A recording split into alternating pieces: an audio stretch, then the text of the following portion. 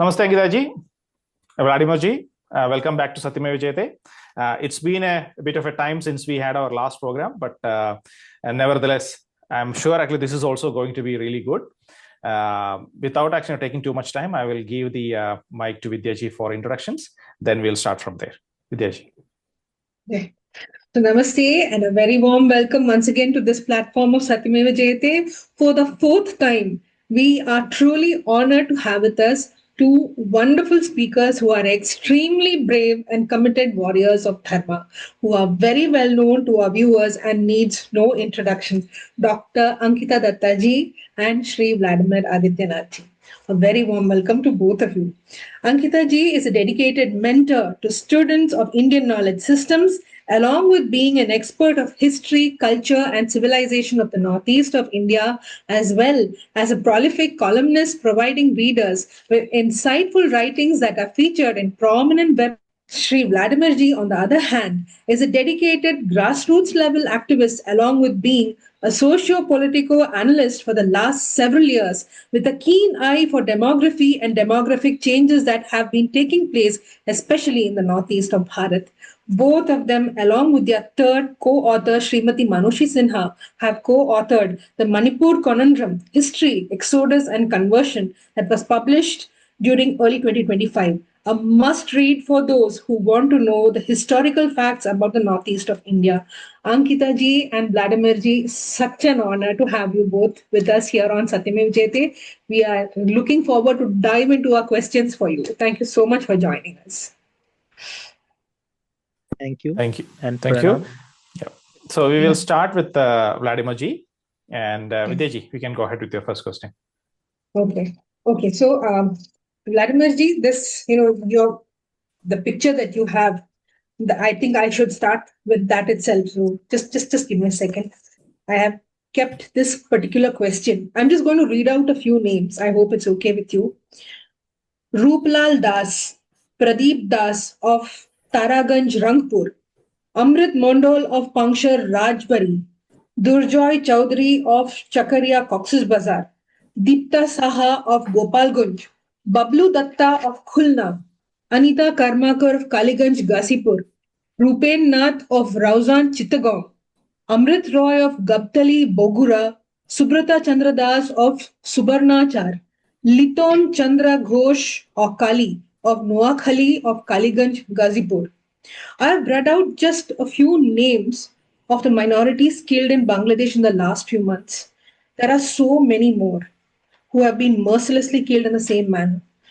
So, what was the reason or what changed when Deepu Chandra Das was killed and burned, and that his death got acknowledged on such a wide scale with so much of foreign media reporting, reporting it as part of Bangladesh's targeted violence against minorities? So, Vladimir ji, I hope it's okay to go ahead with this question. Thank you.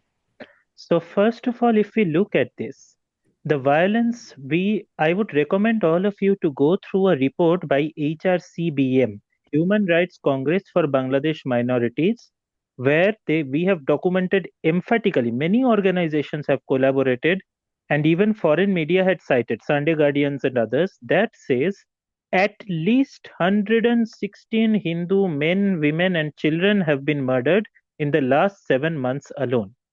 Now, if we go into this, why Deepu Chandra Das's murder got in, for that I would recommend you to go through a report which we worked with Hindu Voice, another dedicated Hindu organization, where we actually modeled and analyzed this violence. This violence has been strategically made using something called a random unceasing low-level scattered violence model.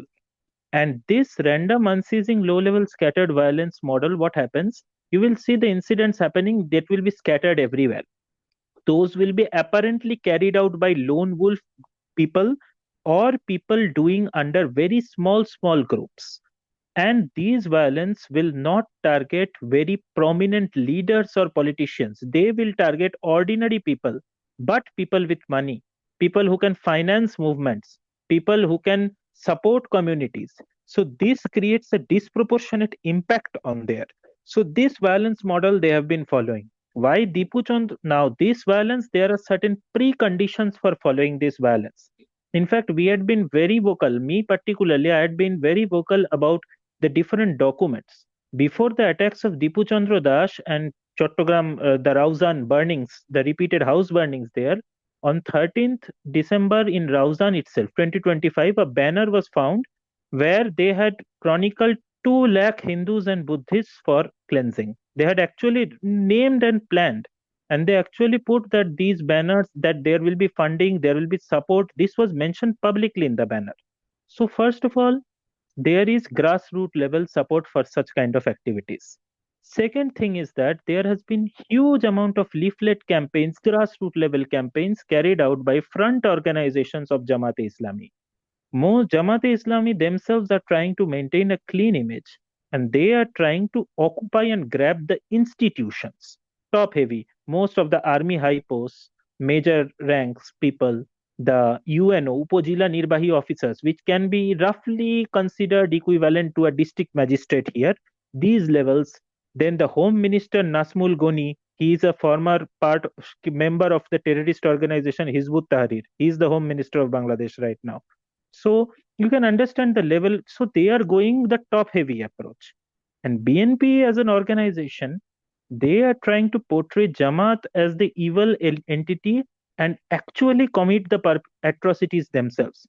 If you see the news and other things, for each atrocity Jamaat is committing, BNP is committing at least 3 to 4. So this model, why I am telling these things, because you will understand that this is coordinated by the Islamist radical groups as well as the political parties. All are in it together. And that is why you will see it so well controlled. 1 a day, 2 a day, 3 a day, like that. And always prominent people are being targeted. Business owners, journalists, but not the editors or senior journalists, the ground level journalists who are actually working there. Then who are being targeted? The sweet shop owners. Then the sole breadwinners of poor families, they are being strategically targeted, which means killing one means the whole family becomes vulnerable to conversion. So that is the second step of that. Then also another point you should note, that except Dipu Chandra Das's case, there are 0 documented and confirmed instances of the Bangladesh government providing compensation to any Hindu victim. 2,900 plus attacks, only 1. So there is cooperation and understanding across there. At least there is an understanding that this is how the system works. So that itself rules out the crime perspective. Random crime is not this coordinated. Now in Dipu Chandra Das's case, that was a crime of passion. That broke down this rules model. What happened after Hadi's death? They were looking for an excuse. So when Dipu Chandra Das got promoted and some jealous co-workers spread rumors about him, people did not control that. That was a random outburst of rage, and the real intent, their real sentiments came out of there. Similar kind of outbursts we saw with Khokon Chandra Das. They also tried to pour petrol on him. So in these cases, the carefully coordinated image or persona got destroyed. So when that got destroyed, this argument that these are random crimes which are being highlighted as Hindu persecution is broke. So that is why it got so much international coverage. In fact, you will see if you cover Bangladeshi media, they are telling that every crime which happens against Hindus is being portrayed as Hindu atrocity. Now, what can we do about that? A journalist, a Muslim journalist, Iman Chowdhury, he actually reported about a series of house after house where women were gang raped in mass in Pirojpur on 8th August. He told very clearly that I cannot stand still. He went, he recorded videos, he made journal reports, and he put it out there. After putting it out, Akhon TV, the journalist channel were there, they refused to publish it first. Then they took away his job. He was dismissed from his job. And then he had to request all social media channels, Hindu channels, that please leave it, they will kill us. So when this kind of media suppression is there, how can we trust what is real, what is not? So this is the situation. So that's why, that is also a reason why every Hindu death is being viewed with suspicion. Because when there is this much level of control over media, the distrust is natural. Thank you so much, Vladimir ji. Ankita ji, I'll put the question to you. Ravi Shankar ji, would you like to go ahead, or shall I go ahead with Ankita ji? See, there is a brief history of Hindu violence, not brief, actually, there have been a history of violence actually in Bangladesh from the very beginning, even before independence from 1900, if I'm not mistaken. So can we actually have a look at it, explain actually how these atrocities started from the beginning of the last century and then proceeded until the partition and all that, Vladimirji? First of all, I would like to thank Mr. J. Sai Deepak for citing that Shakta religion had always been a major part of resistance against both the British and the Islamists. But the timeline, obviously, it goes back way further. It is like you can even go up to 1850s. But the thing is that in 1900s, when we think about Bengali freedom fighters or fighters of Bengal, you talk about Jugantar, you talk about Onushilan Shomiti. Onushilan Shomiti and Jugantar were founded in the 1900s under Shakto principles. And their members were overwhelmingly Hindu. And the biggest reason for that, because Islamists had a problem with taking shapat on Gita or taking the blessings of Ma Kali. So that was the reason, not because of any other thing. And the first freedom fighter movement started at around 1907 when Onushilan Shomiti and Jugantar, when Khudiram Bose bombed Kingsford's carriage. But before that, in 1904, Moymansingho, Kumilla, 1905, Dhaka, there are replete with stories of these veterans armed with guns swimming across the Brahmaputra river with knives in their mouth, where they fought huge mobs and the armies of the Nawab of Dhaka to protect entire Hindu localities. And these freedom fighters, basically, they learned skirmishing, they learned small unit tactics by fighting Islamists, not freedom fighters. And they became veterans by fighting Islamists, and then they've got to fight the British. So before they fought the British, they had already fought larger skirmishes than they would ever fight against the British, against Islamists. So 1930 also we find atrocities in Dhaka, 1930 Dhaka riots, 1932 Kumilla riots in support of Pakistan. So then 1926 Kolkata riots. Dhaka, we found that even during English period, Muslim policemen would join the rioters in civil dress and commit atrocities. This is very well documented. Then came the Noakhali riots, which is very well known, so I won't go there much. Then we have to keep one thing clear. There is a thing telling that Bangladeshi Muslims and Pakistani Muslims did not see eye to eye. Yes, they did not see eye to eye, but that was not about Hindu persecution. Both of them were absolutely fine with Hindu persecution. The thing is that 1949 to 50, one of the biggest atrocities happened. Dr. A. Roy, in his book, cites that at least 500,000 Hindus were murdered and 4.5 million Hindus were displaced there. Then the Hazrat Bal incident, which happened in 1964, the riots. There they estimate that at least, by conservative estimates, A.K. Bhattacharya and the scholars' work, they say 300,000 plus Hindus were displaced. Then came 1971. Conservative estimates say around anywhere between 1.5 to 2.5 million Hindus were killed, and at least 8 to 11 million Hindus were displaced.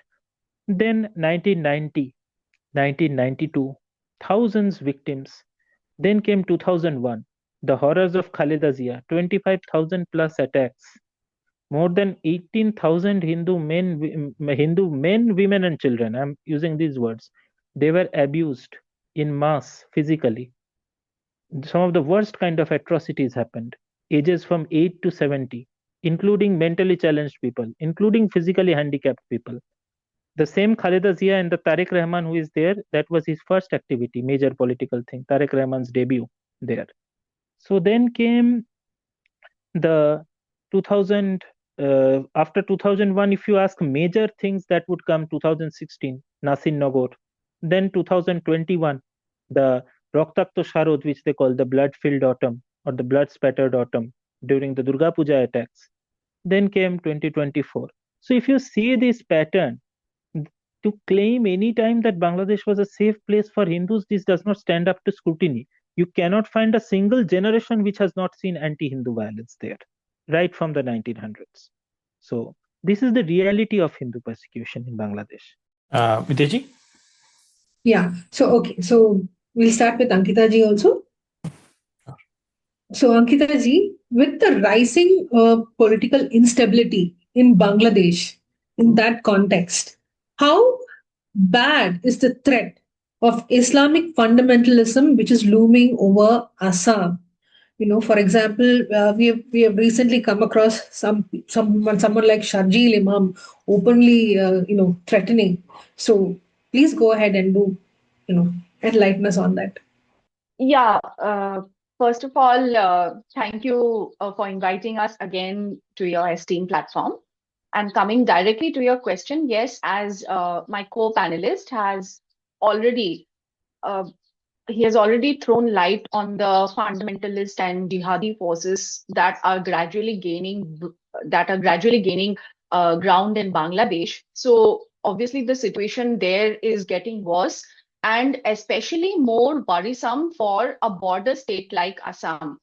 The present caretaker government of Muhammad Yunus had lifted the ban on the Jamaat-e-Islami, while the Election Commission of Bangladesh showed the registration of the Jamaat-e-Islami as a political party. So the Jamaat-e-Islami is politically gaining ground in Bangladesh with every passing day, and there are already discussions going around of that it might even come to power in the next general elections in Bangladesh due in February 2026, just the next month. And the students wing of the organization, that is the Islamic HRCBM, that is also getting stronger day by day, and it fully controls the three major universities of Bangladesh.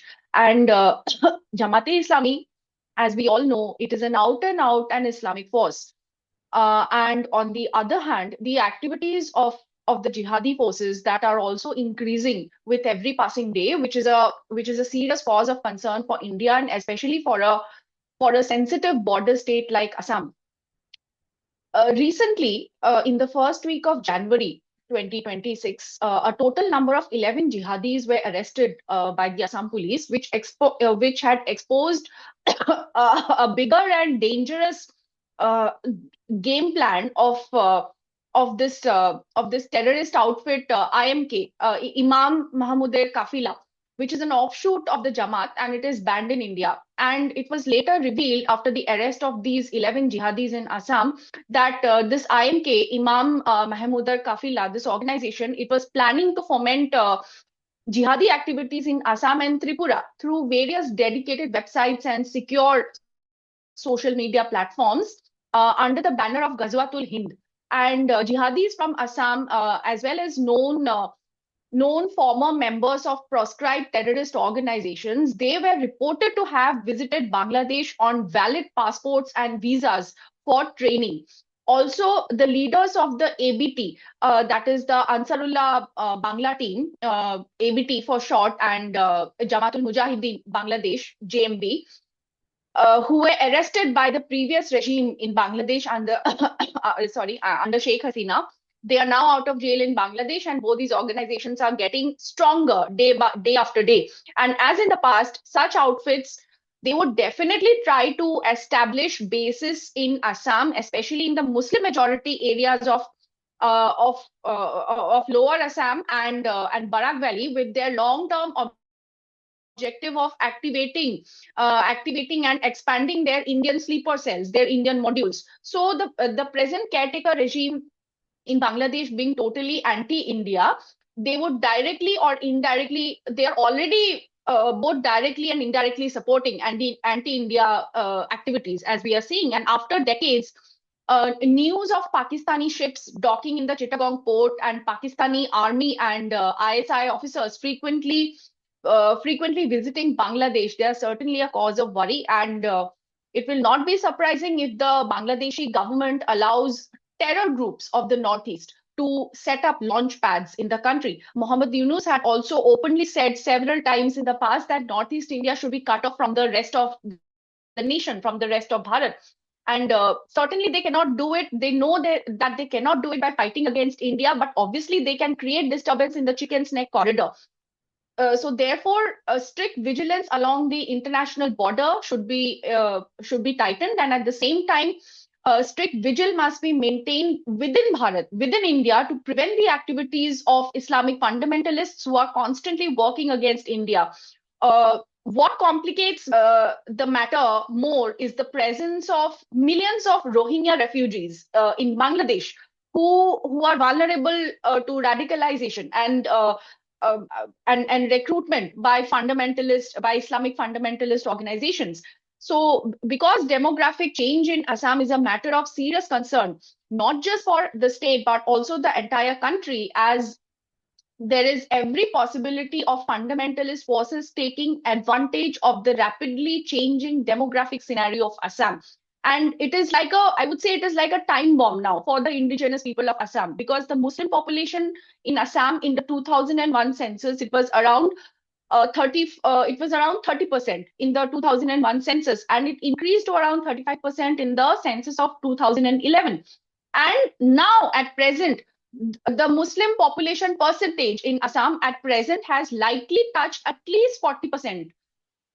It is going to touch 40% in the next census, which is due in 2027, and this has already been mentioned several times by Chief Minister Dr. Himanta Biswa Sarma himself. He has mentioned it several times. So, though the rate of infiltration from Bangladesh, yes, it might have come down due to strong steps taken by the present government. That cannot be denied, but the population control measures that have not been successful among Muslims. And we see how the Hindu population in neighboring Bangladesh, as my co-panelist has already highlighted, how it is constantly dwindling, and the active fundamentalist forces in Bangladesh have already started attempts to establish roots, to not just establish, to expand their already existing bases in Assam with the help of the immigrant Muslim population. So the security forces, definitely, they have so far been able to do a good job. They have been able to deal with the threat. But if the Muslim population in Assam becomes more than 50%, then the situation is just going to be out of control. And the old demand for the inclusion of Assam into Bangladesh, there is every possibility that this old demand may rise again. Ankita ji, Assam has historically has seen a lot of protests for a variety of issues. But like you mentioned, with Himanta Biswa Sarma being the chief minister of the state, things have been different. And how has this been possible? Yes, true. So Assam is a state that has a bloody history of violence and insurgency perpetrated by ULFA, NDFB, and various other anti-India forces at the behest of the successive governments in power that have been in the past, both at the center and in the state. But yes, under the current ruling dispensation of Dr. Himanta Biswa Sarma, this is no longer the case. There is a lot of development, a lot of progress everywhere, which is certainly commendable. And now let's say if we take the example of our neighbor, West Bengal, which is situated just next to Assam.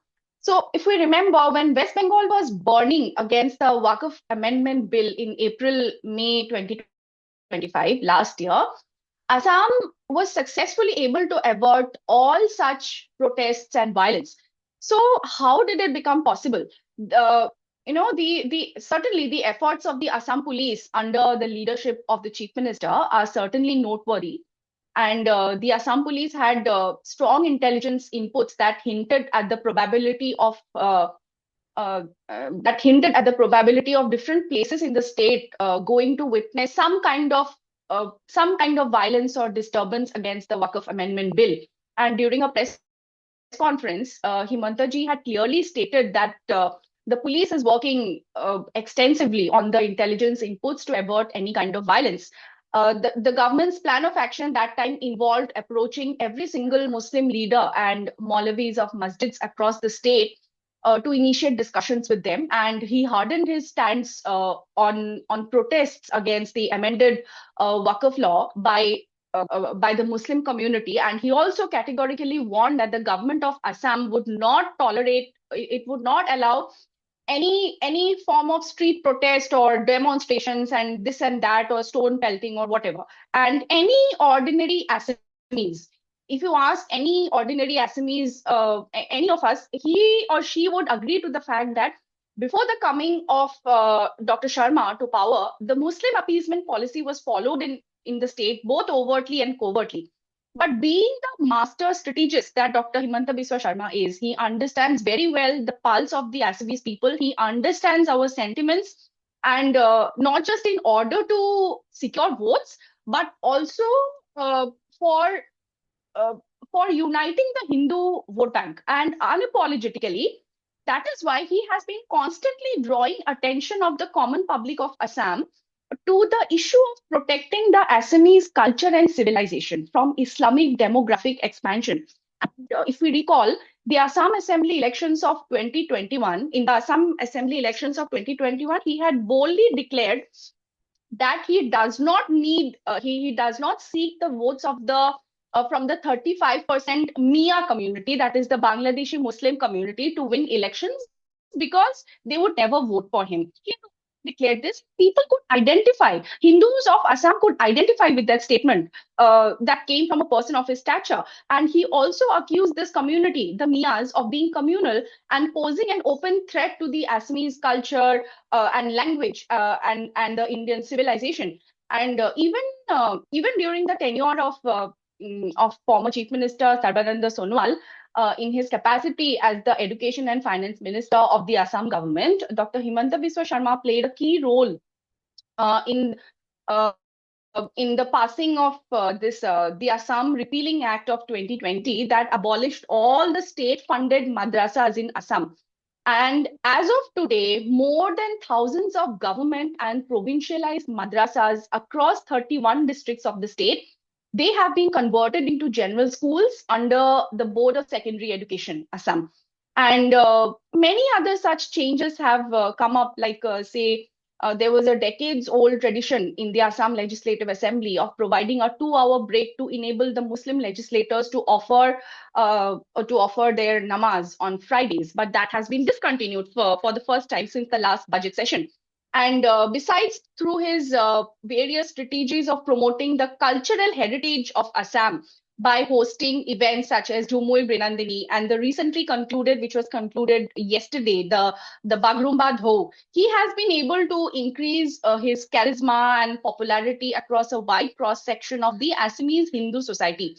And in this way, he has not only been able to consolidate the Hindu vote bank of the state, but in a way, he has also somewhere politically divided the Muslims of Assam into two distinct groups: the indigenous Assamese Muslims on the one hand, and the Bangladeshi Muslims on the other. So this meticulous strategy of polarization and fragmentation of the Muslim vote, it has paid off well, because the indigenous Ochomia Muslims, which we say, indigenous Ochomia or Assamese Muslims, by and large, they claim themselves to being a part of the larger Assamese speaking community. And many of them are also very conscious about being distinct and different from the Bengal origin, or the Memen Singya or Mia Muslims, as we call them. So this is it. And I remember also, yes, other measures that have been taken up. Other measures that have been taken up by the government of Dr. Sharma, such as the implementation of the Assam Cattle Preservation Act of 2021 that prohibits the slaughter of cows and also restricts the intra and interstate transportation of cattle and sale of beef. So these are some of the measures that have struck an emotional chord in the hearts and minds of the people of Assam. And since time and again, he has been highlighting the migration-driven demographic shift taking place in Assam over the past several decades, and the severe implications of this demographic shift and Islamic radicalization for the security of the local people of Assam. And obviously, this line of thinking, we can see it is reflected in several key policy decisions of the Assam government, such as introducing legislative measures to curtail the practices of child marriage and polygamy among the Bangladeshi Muslim community by making the registration of Muslim marriages and divorces mandatory. by a sub-registrar instead of a Qazi. And in the long term, this step is expected to go a long way in marginalizing the influence of Muslims in the politics of the state. That we expect. And it is also continuously working against child marriages and imposing a blanket ban on the practice of polygamy, as I said, among Bangladeshi Muslims. And for this purpose, various women-centric schemes have been launched in the state, such as Mukhyamantri Nijut Moina Asani. So these are the schemes that emphasize upon the importance of promoting women's education and especially preventing child marriages through it. And these are progressive moves, I would say, by the Assam government and Chief Minister Dr. Himanta Biswa Sarma. He has received overwhelming support from all sections of the Assamese society for these initiatives. And also, one of the highly commendable initiatives in this regard has been the launch of a massive crackdown against illegal Bangladeshi nationals for attempting to cross the international border. Reports of the Assam police arresting illegal Bangladeshis from different parts of the state frequently surface in social media, almost a regular news. And it reflects the police departments and the home departments, which is the home department, which is under the chief minister himself, the ongoing efforts to secure our international border. Numerous infiltration attempts of Bangladeshis and Rohingyas have been thwarted by the Assam police, and it is committed to maintain border security. And since 2021, since he came to power, strict action has also been taken against illegal settlements of Bangladeshis in the state. The government has ensured that the land rights of the indigenous people are protected. And for this purpose, several important legislations have also been passed, despite objections by the opposition. For example, the launch of Mission Basundhara. It is a significant step in this regard, which is aimed at ensuring the indigenous people of Assam of their land rights by digitizing land records and publishing maps for the benefit of the people. And the government has also approved exemption from the 3-generation domicile policy for various indigenous communities such as Motoks, Morans, Ahoms, Koch Rajbangshis, etc. And under Mission Basundhara, they have been allowed to access land-related services by digitally streamlining all these services and providing them easier access to land records. So it is because people from these communities, the indigenous communities, they have been the worst victims of land grabbing by Bangladeshi Muslims. So steps have been continuously being taken to safeguard their land rights. And despite criticism from various quarters, I would say the results of these initiatives are visible. And while several cities, like even the national capital of India, Delhi, and other cities like Kerala, Tamil Nadu, not to say about West Bengal, they witnessed protests when the Waqf amendment was passed, but Assam was a complete peace. So that is something which is really commendable, with only minor 2 or 3 demonstrations reported at 2 different locations. And Jinnah's, we should not forget Jinnah's unfulfilled dream of cutting off Assam and Bengal from Bharat, which is still active. And it raises serious questions from the point of view of India's national security. And because in the past few decades, massive influx from Bangladesh into the border districts of Assam and Bengal have completely changed the demographic profile of these places, to the detrimental decline of the Hindu population residing there. And the impact of this change is now felt not only in the strategically sensitive Siliguri corridor or the chicken snake, which is the gateway to the northeast, but also the neighboring states of Bihar and Jharkhand. But what really can be done to address this issue at the political level? I think the Assam model of curbing the socio-political influence of the Muslim community through various state-led measures since the past 4 years, it can certainly serve as an example for other states to emulate, because they have worked in the form of checks and balances, the measures that I have talked about. these measures have somehow worked in the form of checks and balances by ensuring that the Muslim community is somehow cornered socio-politically. And critics might question the sustainability of these measures or their impact in the long term, but nobody can deny the wonderful example that has been set by a politically volatile state like Assam. There has not been a single protest since the last 4 years, and the government has not only handled sensitive situations through proper strategic place, but also prevented them from turning into riots or public disturbance, as we had witnessed during the anti-CAA protests of 2019, 2020. I think that's all. I've already taken a lot of time. Excellent, Ankita. And I would say that being elected back into power should ensure that these policies are continued and the development continues in the Right. in the state. Yes. Yeah, Vidyaji. Very true. My next question would be for Vladimir ji. So initially, we know that when Bangladesh came into being in 1971, there was supposed to be having of the a core principle of the first constitution was supposed to be secular. So how true was this principle when it comes to secularism? When we decide that Bangladesh, why it was to study Bangladesh, we have to study it from a holistic aspect. The demand for language, Bengali as a language to be recognized, was universally respected by Hindus and a large section of the Muslims. That is a fact. When Dhirendranath Dutta raised this issue, most of the educated Muslims of East Bengal supported it. But there was a large section of non-educated Muslims who prioritized Islam over cultural and civilizational values. That was there since 1947. If that was not there, there wouldn't have been the Razakar Brigade, the Al-Badr, the Al-Shams, the Jamaat-e-Islami. These groups would not have survived.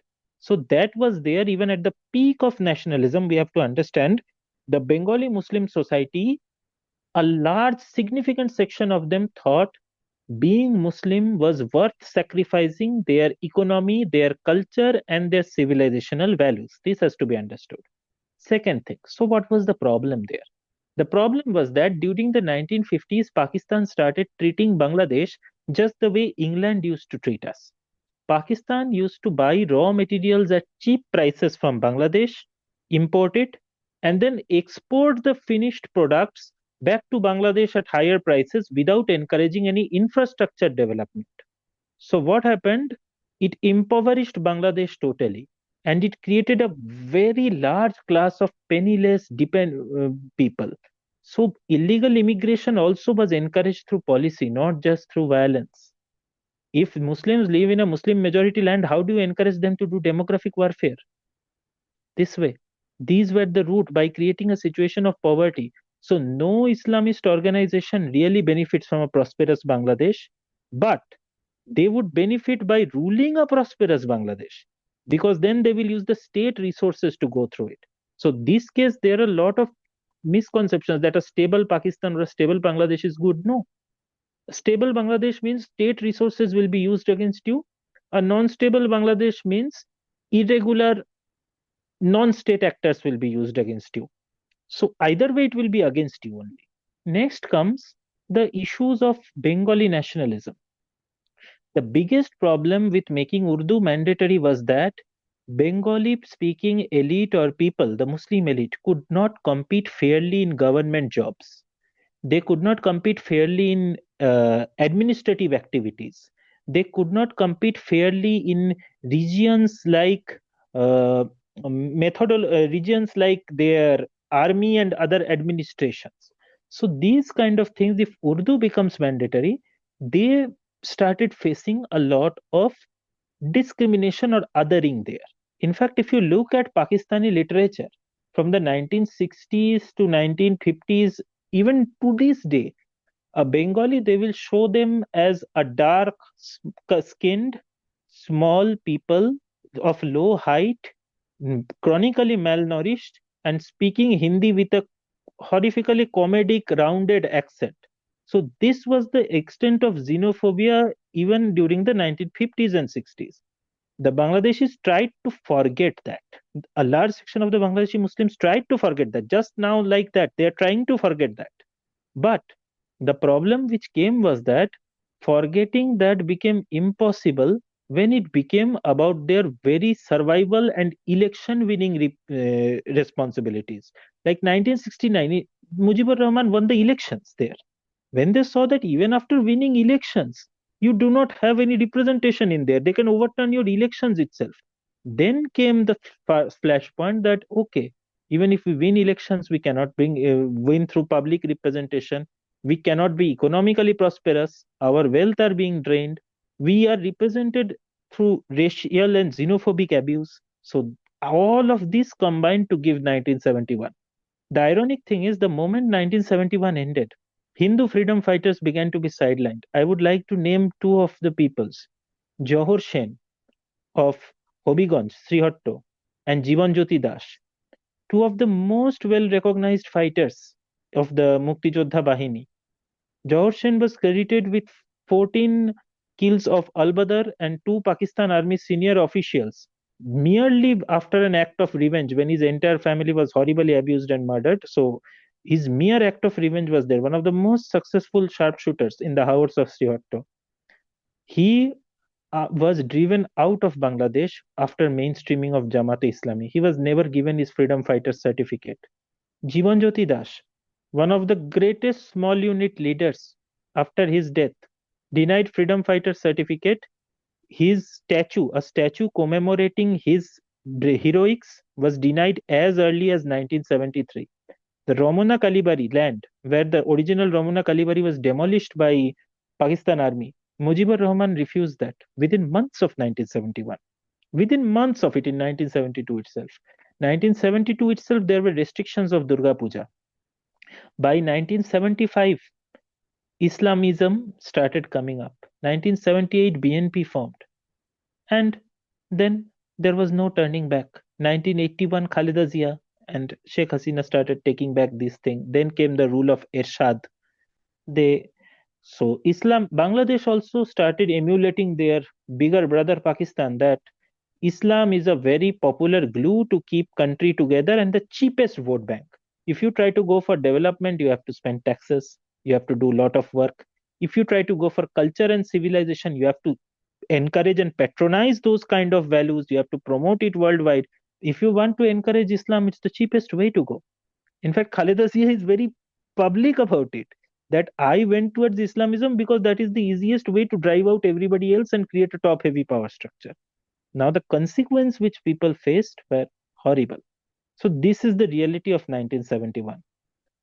Racism, denial of jobs, and economic exploitations had as much to do than any Bengali feeling, than a Bengali feeling. There was obviously a Bengali feeling. You will find Hindu heroes of like Subhash Chandra's posters being raised with Joy Bangla slogans. But let us not romanticize it too much, because romantic things are used to inspire ordinary people. But the policies are made from different realities. So although some symbolisms were used to romanticize this and encourage people, but the policies which were made were strictly anti-Hindu even after 1971. Vladimir ji, I'll ask the next question. Coming to the current situation, we know that the riots and everything started in 2024, August of 2024. Can you explain what's the reason for those riots to be starting, and all these atrocities have commenced afterwards? Before that, we have to say that the appeasement of Islamists were done by Sheikh Hasina itself. She was the one who used the model madrasa and masjid models.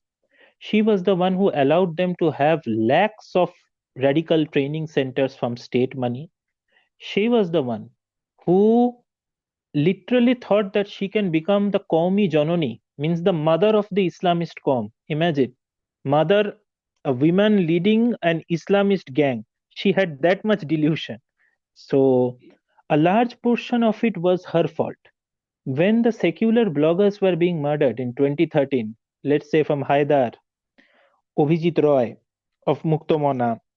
Then his wife Bonna also had her finger slashed off, if I am not mistaken. But there were 6 to 8 blogger killings. The message which the Hasina government sent was that if you write anything or criticize anything, you are on your own. The state won't protect you. That encouraged them. When Hepajati-Islam and other groups started imposing restrictions on artists, free thinkers, cultural activities, Hasina tried to appease them. So that was the consequence. And also, this misconception that Hindus were safe during Awami League should go. The Ain o Shalish Kendro, one of the most internationally recognized, the most perhaps internationally recognized institution for human rights documentation in Bangladesh, documented 3,279 instances of attacks against Hindus from 2013 to 2021 alone. And these instances are not like one instance affects one families. Many of them affects hundreds of families. So from 3,000 incidents, it is not surprising if the toll of actually directly affected Hindus exceeds 60-70,000. In fact, that is nearly certain.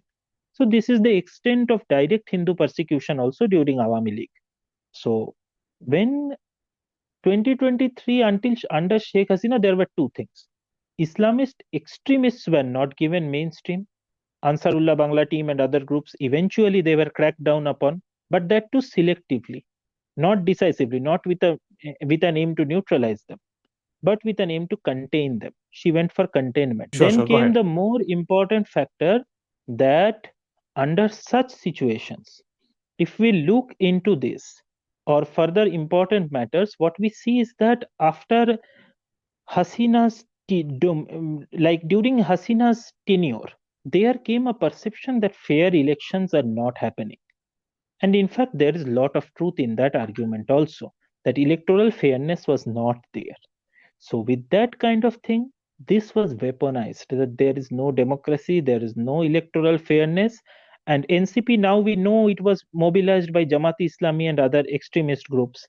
In fact, we had been very vocal that even during the protests, the later parts, from August itself, there were shouts like Jader hate lal taga taatari Bharat patha. Those who wear the red threads, send them out of Bangladesh to India. So what does these slogans have any place in student protest? These are not Gen Z slogans. And the biggest problem is Bangladesh, the radicalized elements are mostly the educated elements. It's the college educated elements, the Harvard educated Asif Adnan, who are driving the radicalization. That makes them more dangerous. It's the educated class which is driving the radicalization. What happened after 2024 was, first, there was a burst of atrocities against Hindus, 2,200 attacks estimated by the Hindu Buddhist Christian Unity Council between 5th and 20th August. Then we see the systematic stabilization and the rules model being followed, random, unceasing, low-level scattered violence. And as this violence happens, first what happens? The institutions are legalized. Jamaat-e-Islami is no longer banned.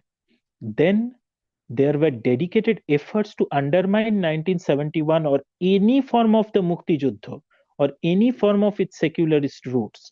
And Bangladesh was portrayed as a solely Islamist country and like a ideological brother to Pakistan. Then we see the atrocities going on regularly. The documented atrocities, if we see every month, there were at least 40 to 50 atrocities at least recorded. So a constant steady stream of attacks were made. Then they started along this period. From September onwards, we see leaflets being circulated across the remotest villages, portraying Hindus as subhumans, dehumanizing them, encouraging extreme hatred against them. These are the enablers of this rules model. When you do this properly, what allows is that you will have such extreme hatred that any form of minor disagreement or any kind of other things, you will have an extreme action. Any kind of disagreement with between an Islamist or a Hindu person might lead to a stabbing, might lead to a lethal attack, might lead to fake cases or fabrication charges. So these things happen. The blasphemy charges were weaponized and used with deadly effect after Yunus regime. These things were used but sparingly during Hasina, not that much. There are 73 documented cases of blasphemy by the Hindu Buddhist Christian Unity Council, and we ourselves also have verified over 50 cases personally for blasphemy and other things. And the number of victims go well over 500 if you take the secondary considerations of blasphemy, what happened to beyond the families also who suffered immediately, that goes well over 500 victims of blasphemy. Then we see the terrorists or extremists being started. We sent many reports to international authorities, relevant agencies, and government agencies throughout the year. By May 2025, we had documented 35 terrorists belonging to at least 6 extremist organizations like JMB, like Ansarullah Bangla team. The Ankita ji was telling about Ansarullah Bangla team. Their spiritual head, Joshimuddin Rahmani, a former death row convict and known extremist, was the one who was calling for the last rites of Osman Hadi in the middle of the streets of Dhaka. He was the one who is giving open Waj Mahfils. Harun Izhar, allegedly the elite chief of the eastern wing of Lashkar-e-Taiba, he is operating openly. So 35 such terrorists with organizational capabilities were operating freely. So also, what we documented from our own studies shared with different places and available at my X profile if needed for anyone, around 1,297 terrorist cadres were released by the Yunus government either directly or by ignoring jailbreaks. So basically, their street power and armed force has already been returned. But these extremists are playing a very smart game. They are not directly indulging in violence. They are doing this rules model of violence, they're strictly observing it, and they are trying to take over institutions. Jamaat-e-Islami, if you understand, it's like an NGO. It has well structured, well regimented, and it is not really dependent as much on foreign funding as people think. They have their huge network of self-generating funds through businesses, through Islami banks. They have their own hospitals. They have their own businesses. So Jamaat-e-Islami is a near sufficient economical network. So this creates a lot of a problem. When I say near sufficient, I would say they are dependent less than 30% for foreign fund. They can run 70% on their own, even if you freeze all their funds. So, and also 40% of the total madrajas they control. So they have a radicalization base of tens of lakhs, literally.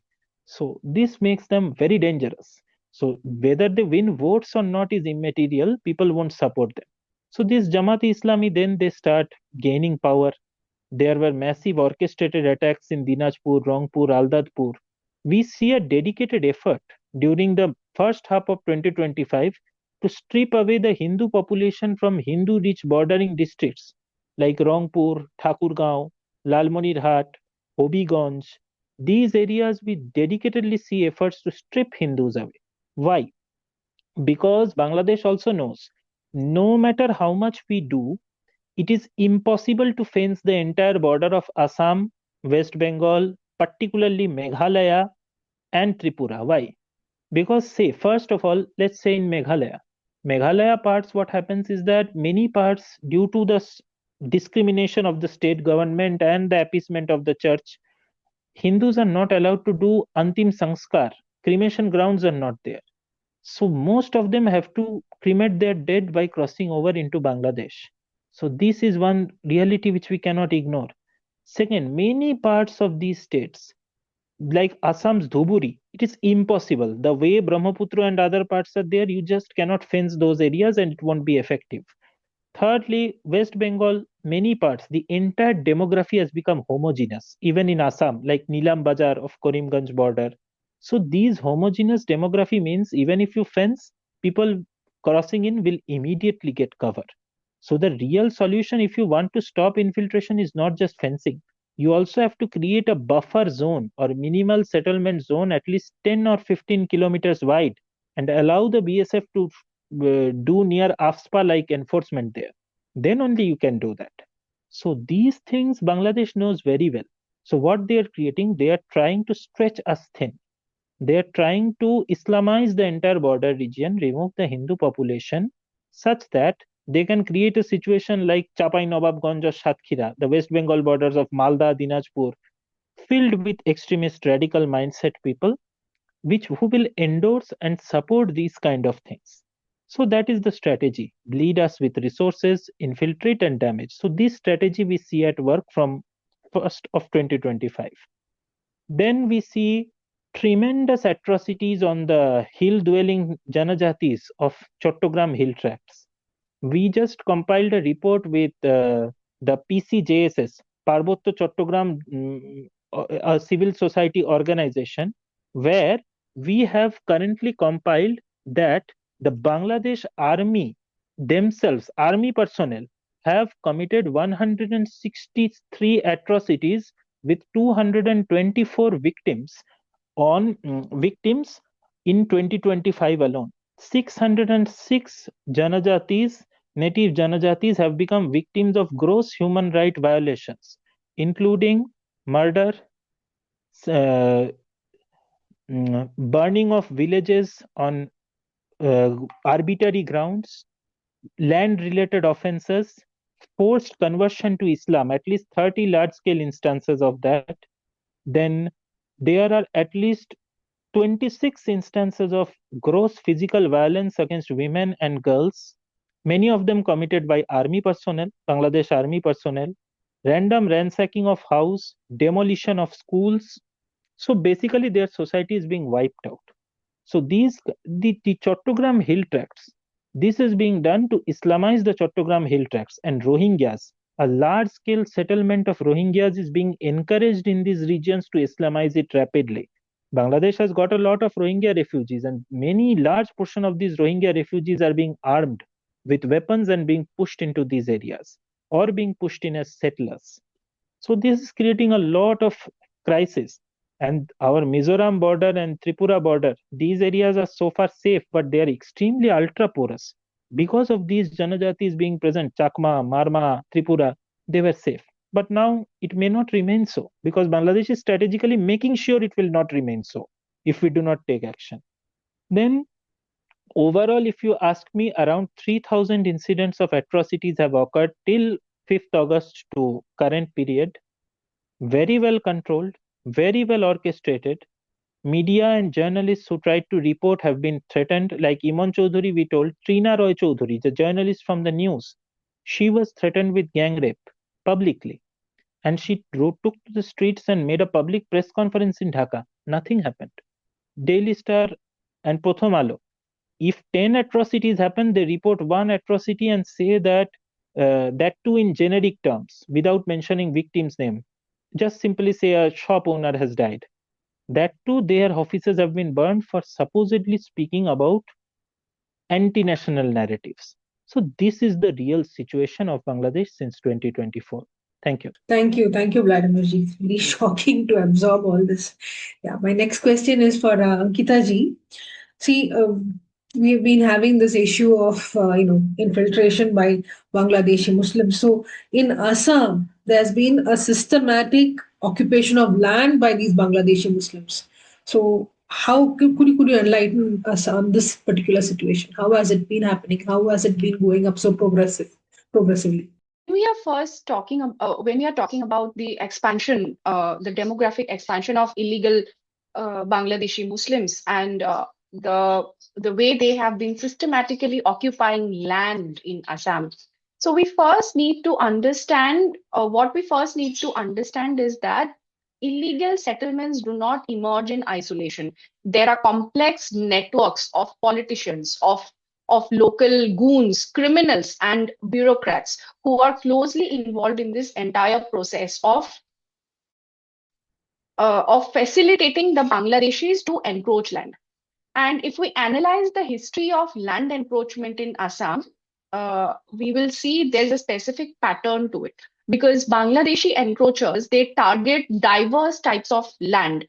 They prioritize mainly government-owned lands or areas of community and religious or spiritual significance for Hindus. And these include forest reserves, wetlands, PGRs, VGRs, which are critical for ecological balance. And in urban areas like Guwahati city, they occupy hills, they occupy public plots of land, and even riverbanks.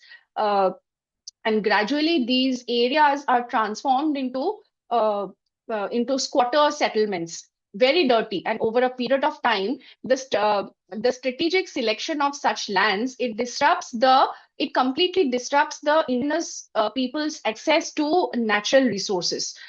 And so how does this process start? So now initially these the Bangladeshi families, these Muslims, they will identify which are the available government or religious lands, such as forests, wetlands, VGRs, or lands of satras and namghars and other religious sites. And they identify these lands often with the assistance from politicians. They are supported by local goons, they are supported by their political allies. After they identify which lands to encroach upon, they establish settlements on these lands. And it starts with just a few families, say hardly 2 or 3 families. And gradually, they bring in more families from across the border.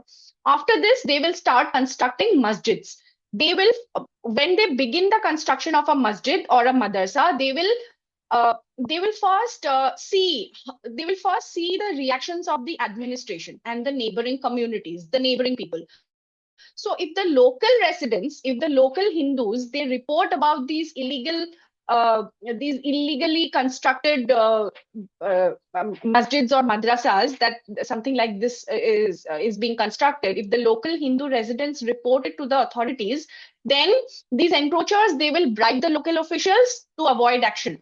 And their political allies, they come in, they intervene to shield these people. And subsequently, the population in these areas, it keeps on increasing depending upon the available land. And this growth occurs through the influx of new settlers, not just through the influx of new settlers from across the border, but also because their birth rates are much, much higher than the local Hindus.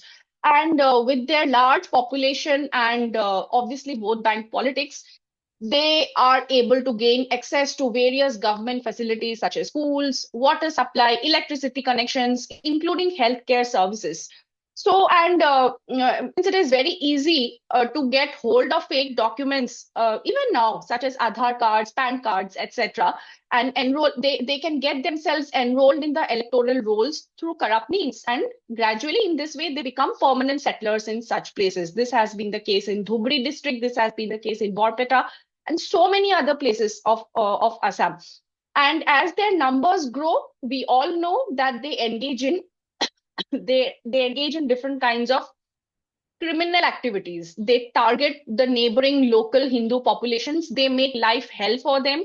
And these local populations, these local Hindu people, they are the rightful owners of the land. When government officials attempt to intervene, then these Bangladeshis, they will unite to create an intimidating atmosphere. If evictions occur, if the government orders evictions, they would portray themselves as the victims. Gradually, then they garner support from different institutions and organizations from across the world, such as human rights groups, so-called human rights groups, academia, media, and obviously sympathetic political leaders of certain parties. And any attempt by the governments to evict these people from their areas where they have settled down, it is met with protests and intervention by these so-called human rights groups. And ultimately, they approach the courts. They are able to secure stay orders, and they often receive compensation because they were evicted. And afterwards, they re-encroach on the same or adjacent areas of land. So this cycle keeps on repeating. This cycle of encroachment and evictions, again, they will go to a new place. I mean, they are evicted, they will again go and settle in a new place. And afterwards, they will go to the court, they will secure stay orders, again, they will come back. So this cycle is just kept on repeating. And obviously, they have political support. So in essence, regardless, I would like to say, regardless of the actions taken, the ownership of the lands that have been encroached, the ownership of these lands ultimately falls into the hands of these encroachers. And the same pattern is persisted across Assam for at least the last 6 decades. So, uh, so it is very evident that these Bangladeshis, they repeatedly violate laws. They will first encroach on others' properties, on others' lands, and then they attack government officials. They attack police whenever any eviction is carried out. We have the example of 2021, which happened in a village called Gorukhuti in Assam's Dorong district. Police officials were attacked by the Bangladeshi encroachers in broad daylight. So they will first encroach lands. They will attack police officials, and finally by committing systematic violence against the native residents on their own property. And thousands of villages in Assam have seen where indigenous in thousands of villages across Assam, indigenous Assamese people have been forced to abandon their ancestral lands due to the atrocities inflicted by these Bangladeshi Muslims. And these atrocities, they not just forcible land encroachment, it even includes molestation, abduction, and rape of Hindu women and girls, theft of crops and cattle from their fields, and destruction of fishes in their fisheries. And they will deliberately create an atmosphere of fear. And ultimately, they have to leave that place and move away to other places for safety and security of their families and women. So it can be clearly said that land encroachment in Assam, it is a planned conspiracy, I would say, to rule Assam, not just Assam, because they know that if they can occupy Assam, they will be able to occupy the entire Northeast. So it is a planned strategy to rule Assam without war, to make the Assamese people landless in their own state.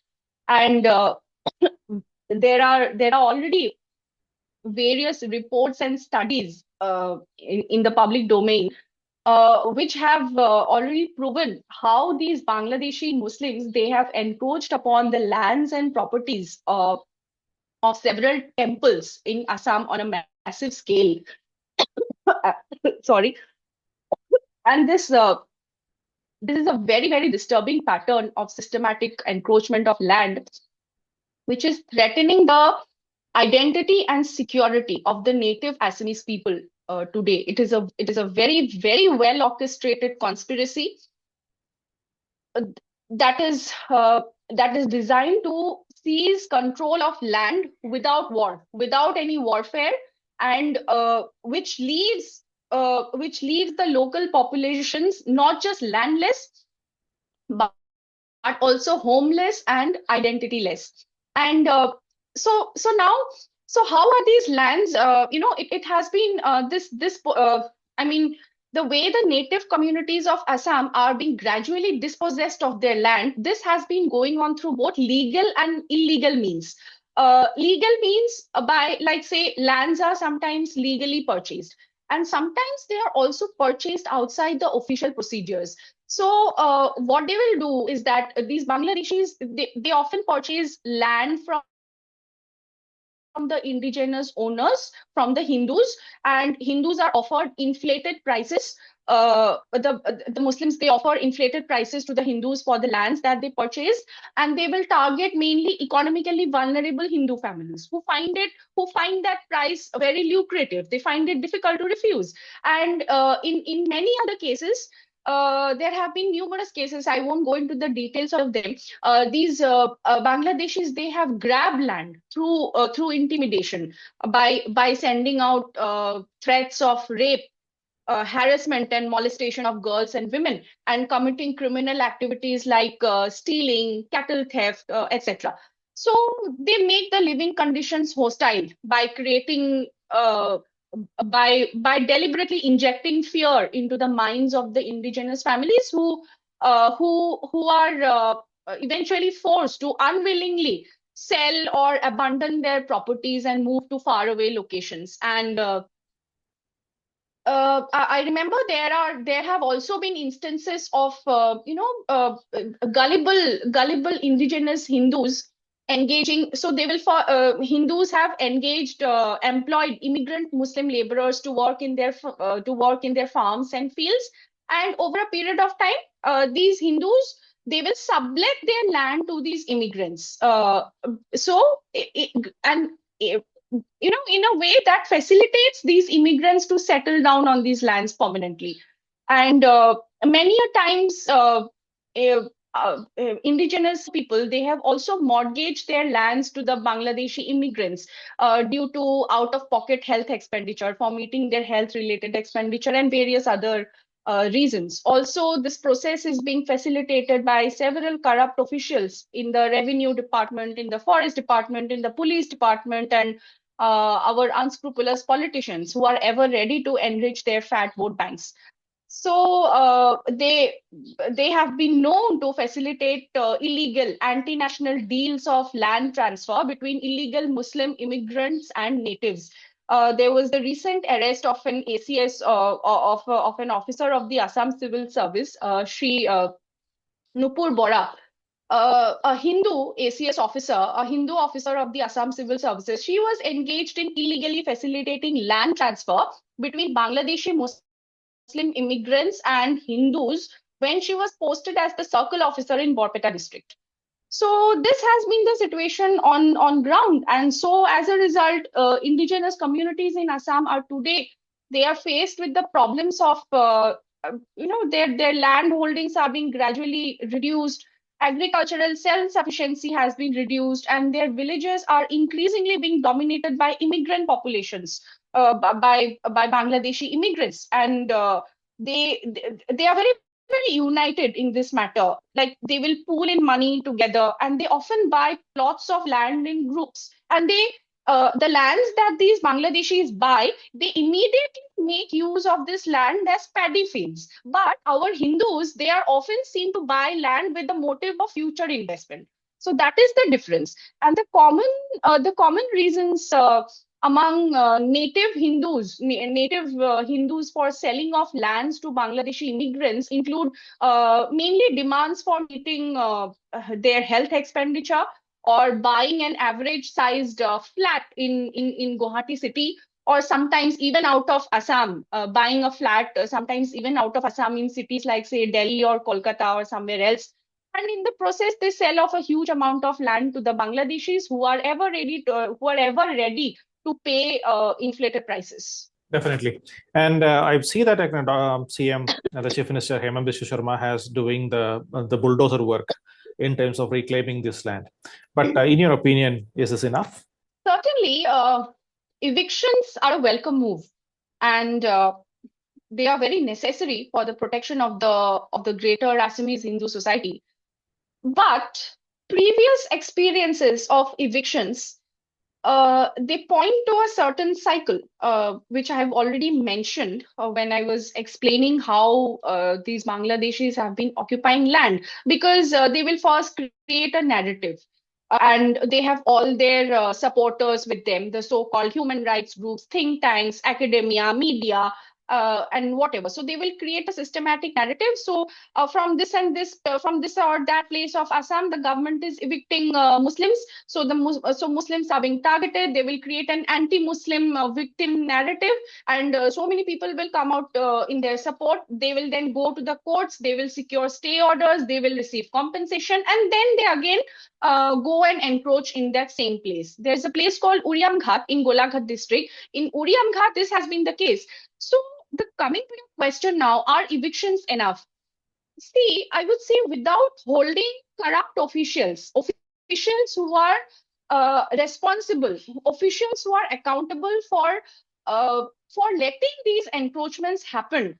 So without holding corrupt officials accountable for their actions, evictions they will only remain symbolic at best.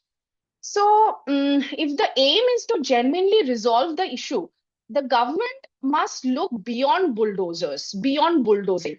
So for that purpose, the nexus of corruption for issuing fake documents, enforcing strict documentation protocols, then using fingerprints of such of illegal occupants, and criminalizing, most importantly, criminalizing the act of land encroachment, and also reviewing how welfare benefits are being distributed must be a part of any long-term solution to the problem, because it doesn't happen overnight. Illegal encroachment of land, many people are involved in this process, and so that is why illegal encroachment of land must be declared a criminal offense, and not just a criminal offense, but also a conspiracy against India's sovereignty and integrity. And illegal encroachers should be punished with minimum 2 years of imprisonment and a heavy amount of fine.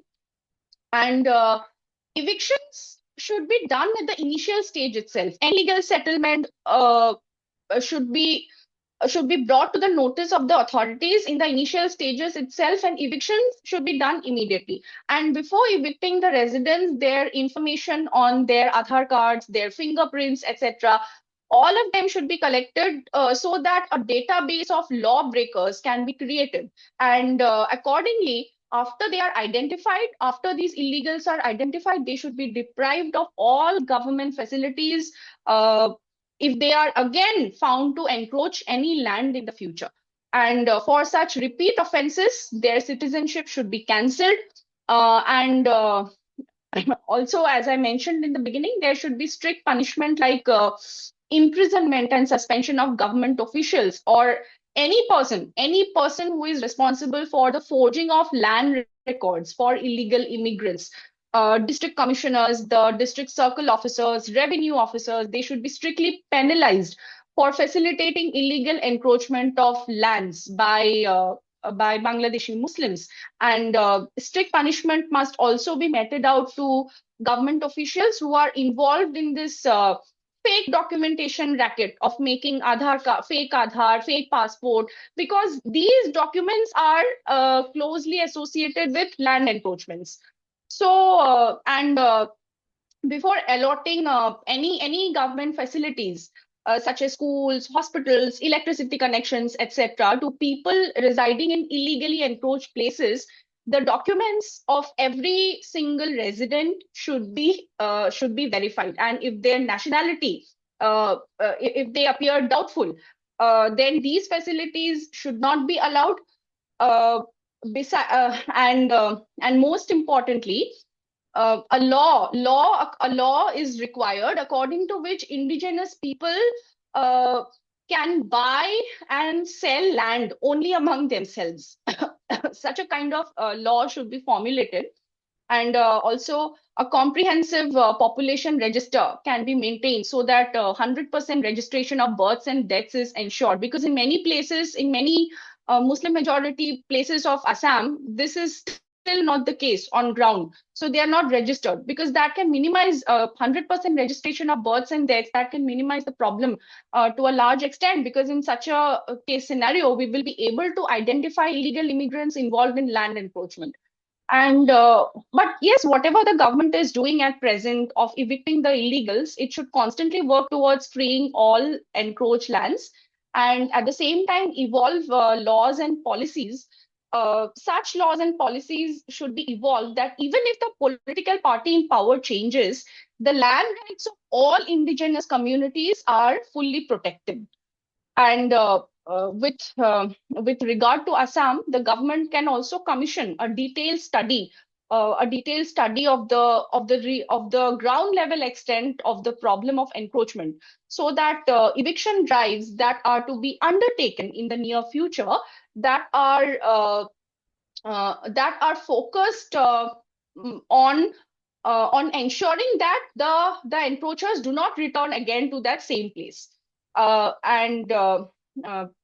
We also need an equally strong conservation policy, conservation of our natural resources, the wetlands, etc., which are being encroached systematically by the Bangladeshis. We need a strong conservation policy for protecting our ecology that should be backed by technologies such as GIS, remote sensing, GPS, and all of that.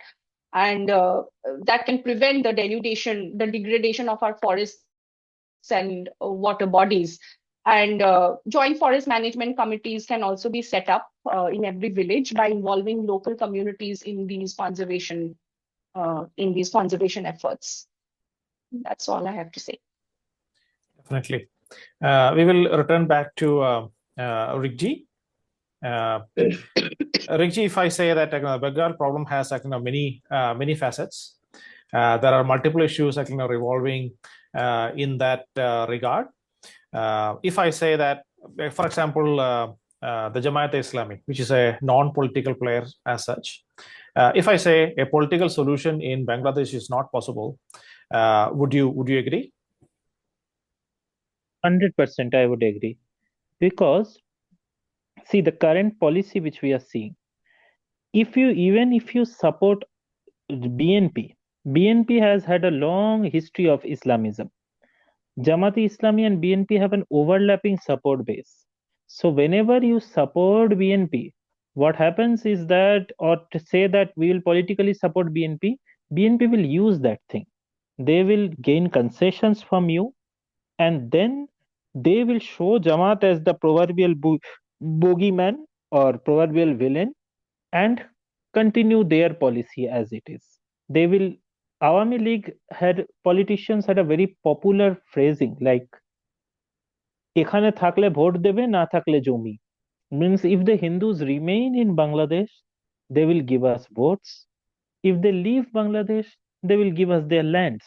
So the same policy they will follow, BNP, more aggressively perhaps, because BNP has a large number of Islamists who were patronized since the 1990s by Khaleda Zia. Next comes the Jamaat-e-Islami. See, the thing is that if BNP wins election, Jamaat will try to create huge problems in the nation, huge anarchy disorder to show that BNP is unable to govern. And currently the lines are clear because Jamaat does not feel any need to infiltrate. But if they want to infiltrate within BNP ranks, it's a matter of weeks. They can do it that easily. So in this situation, trying to do party politics simply means how the situation differs. If BNP wins, Jamaat will attempt to do large scale violence. Whether they will succeed or not, that depends upon a lot of factors. There is a lot of international people surveying, so it may not work out that way. So maybe they will continue the rules model. But anyways, Jamaat will continue perpetrating violence through their proxies, also encourage infiltration into BNP and spoil the name of BNP by directly doing those activities, so Hindus won't be safe. If Jamaat wins, what happens is that you will see immediately. Now, if you see the Bangladesh border, the BSF is very strict, but there are large areas where the BGB is not there. Totally open. It will change. They will first trap the Hindus. They will first try to make sure that Hindus cannot live there. Then their next strategy would be, they are already going for a top heavy administration. Then this is the precise reason it fits into their model. Then what you will see is that Hindus are already being denied jobs, denied representation. Even top rankers are not being recruited in jobs for no reason at all. That will accelerate. They will deny them economic opportunities. They will manipulate exam results. So getting a decent white collar job will become nearly impossible. Then they will start targeting economically Hindu society. You will see a large number of attacks. The percentage of attacks which we had studied in November and December, and even before many reports, November and December, there were total confirmed 82 incidents of attack directly affecting 370 people. Out of that, at least 28 attacks were economically motivated attacks designed to totally destroy the savings and belongings of a family and make them destitute. No government compensation makes it very effective. Then they will try to convert. Those who accept, their numbers increase. Those who do not accept, then they will face violence. So in that situation, even reporting violence won't be as easy as it is now. So there is no political solution. Even if you support Awami League, yes, Awami League will come, they will take a lot of political vendetta. They will take out on BNP and Jamaat and everybody. But then what happens? Jamaat infiltrates Awami League. Very easy. There is no cheaper vote bank than Islamism. That is the core of the problem. So there is no political solution. If you ask for a solution, what it is? The real solution becomes first preparing the economic ground. We have to stop economic concessions and economically squeeze Bangladesh. Make sure that Islamism comes at a terrible price. Then comes the second step. What do you do?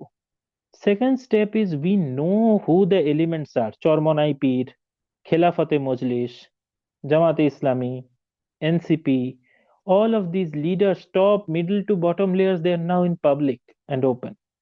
After the ground is prepared, there has to be decisive intervention. These people, their leadership have to be arrested properly.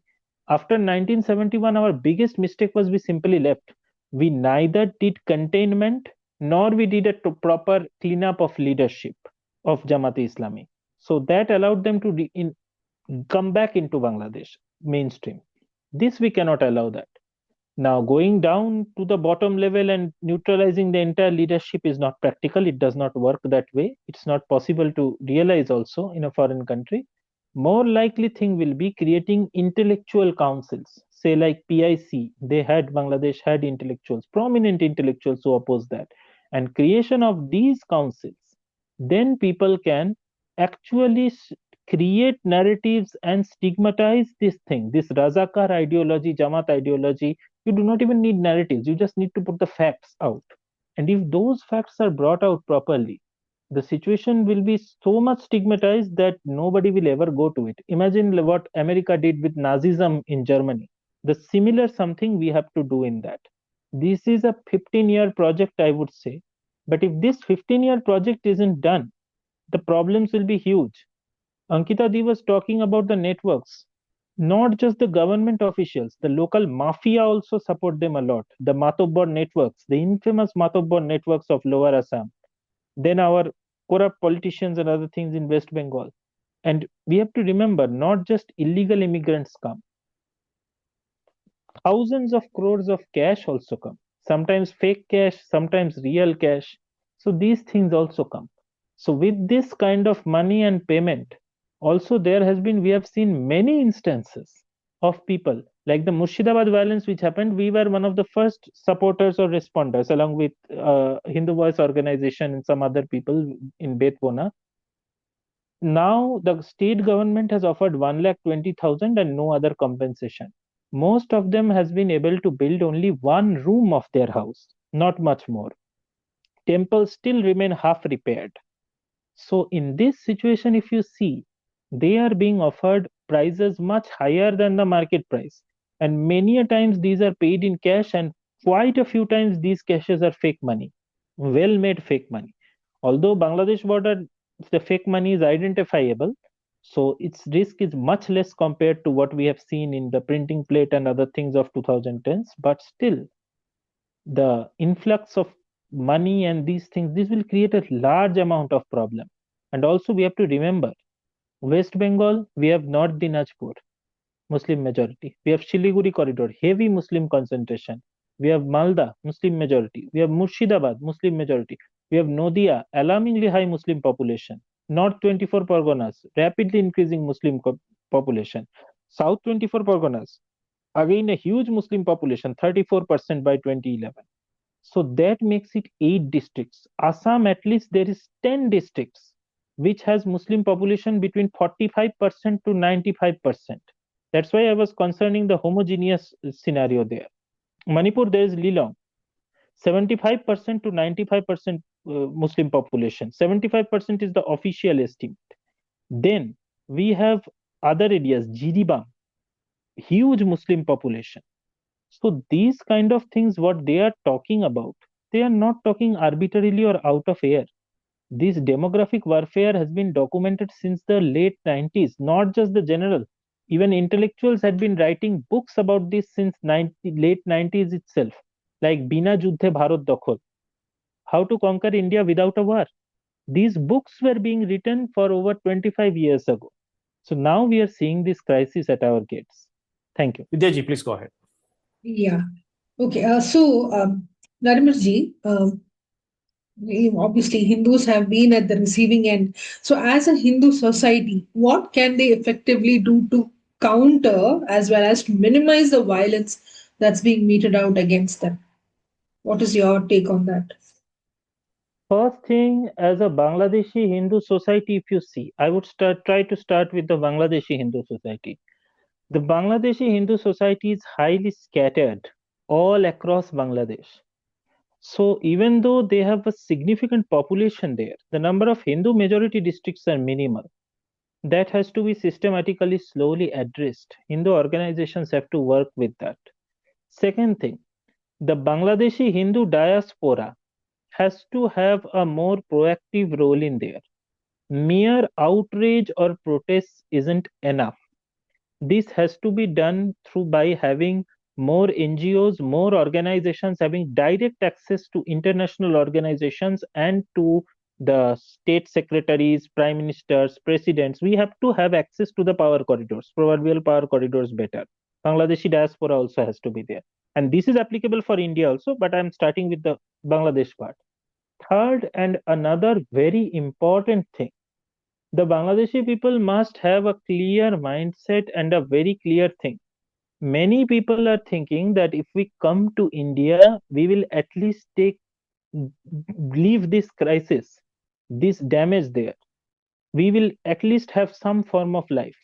But the ground reality is many organizations are helping them with CA documents and other things. But the Hindu society in India also lacks the huge resources and the organization power necessary to rehabilitate 1 to 1.5 crore people there. And also, you will see the Indian government is also not very willing. Rightly, no government will be willing to take 1 to 1.5 crore people at one go. Who can manage that? How to get that? We also have unemployment issues. So, in this situation, they have to have a very clear thing that if we go to India, immediate resettlement, immediate staying, immediate good life is not there. You will get documents that you will face crushing poverty. You will face a lot of problems here also, land crunch. So these are some realities which are not being communicated well at the Bangladesh ground level. So there are a large number of people who still thinks that merely coming to India will solve this crisis. No, it won't. So there has to be this thing that this is our land, we have nowhere else to go. That feeling has to be brought back. Third thing, if you see about Bangladesh and very important matters, if we look into it, Bangladesh has got four important aspects here. First is this organization thing. Second is their international diplomacies. The Hindu society in Bangladesh has to improve their diplomacy, better communications, and try to make sure that their interests are communicated in a proper way, in proper legible languages, that is English, and in proper formats which are acceptable by universal organizations. This part, very few organizations are able to meet that standard. Most of the documentation is in Bengali and has to be translated. That too in their Bengali dialects like Chattogram, Sri Sileti or Sriotto of there, then the Pirojpur or Borishal dialects. So we as Bengalis, it's no problem for us. But even other people who know Bengali but are not motherland tongue speakers, it's not there. So communication gap is huge. So as for the other Hindu society, if you ask from India and other parts what we have to do, India, we have to clearly understand that an Islamized Bangladesh will be 10 times worse than Pakistan because most of our eastern border, there are areas where people have markets closer to Bangladesh, where people have facilities closer to Bangladesh than in India. You cannot seal it that way. Not in short term. You have to make adjustments long term.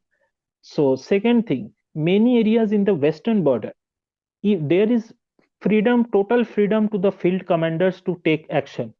Even if a stone, if you throw in some sensitive areas, 100 rounds and 3 bombs will come at you, grenades.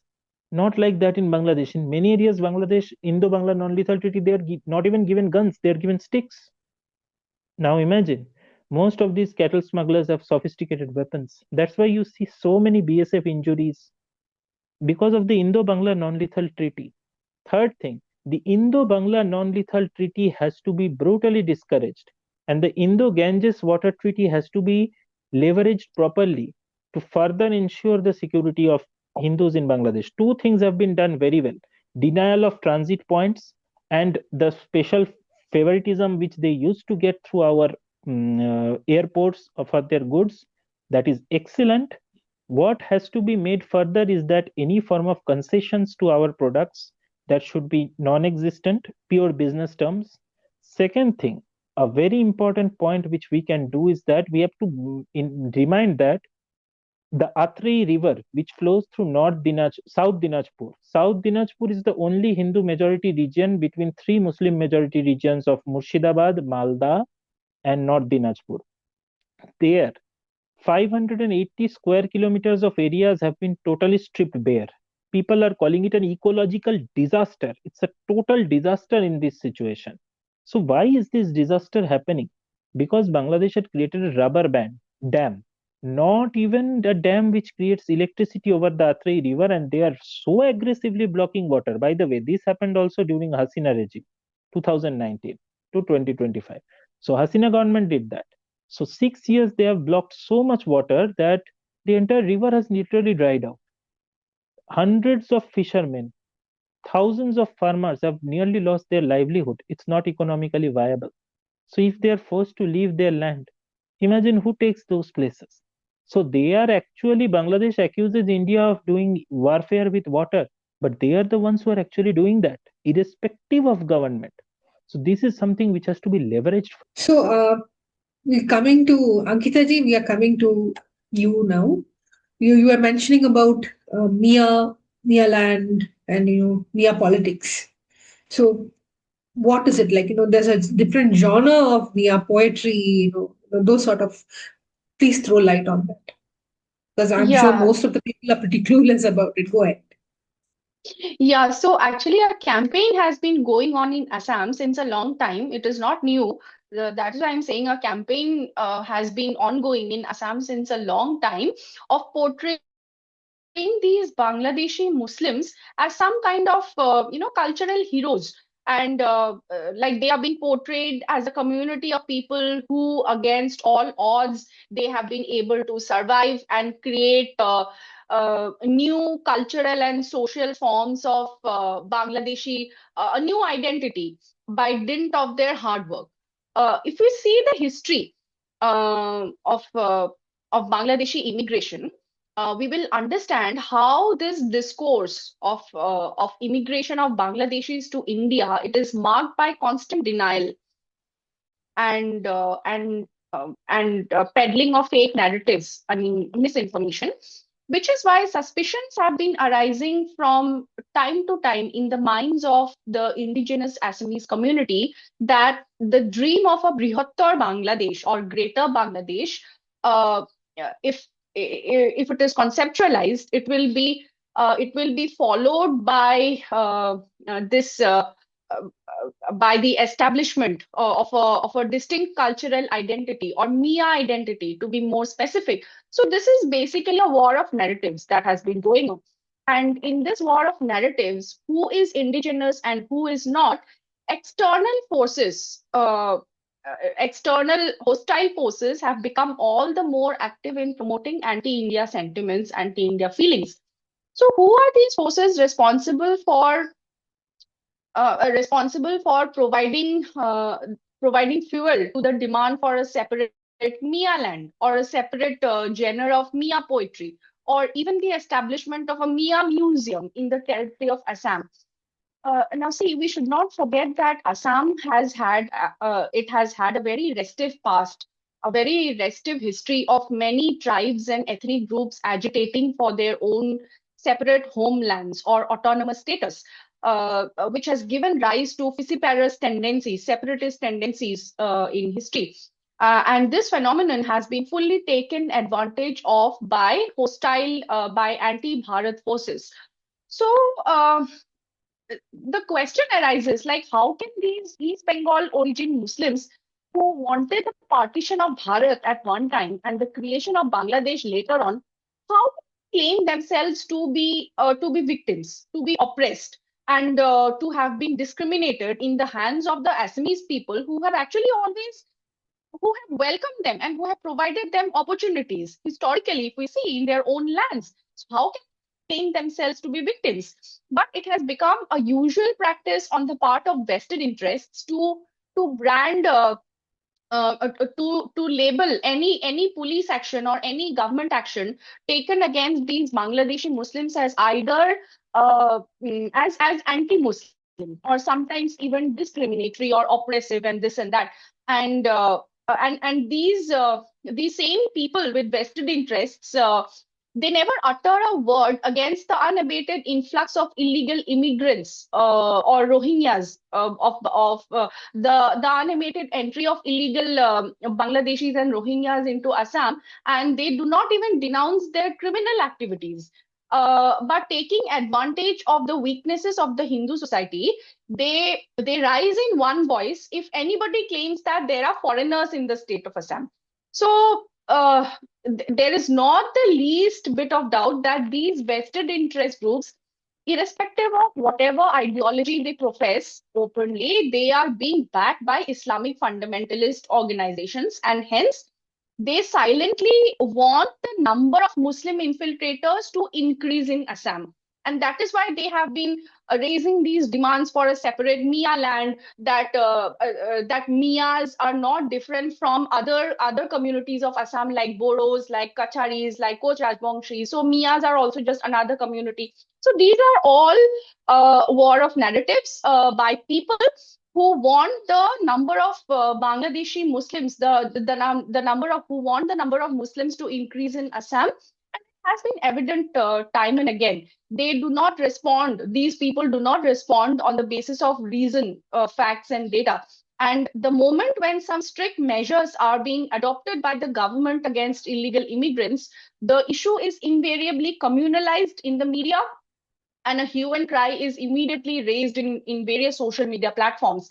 And after that, they begin accusing and bullying the Assamese people of being responsible for consistently subjecting these Bangladeshi Muslims or Mia Muslims to deprivation and suffering, which is not the case.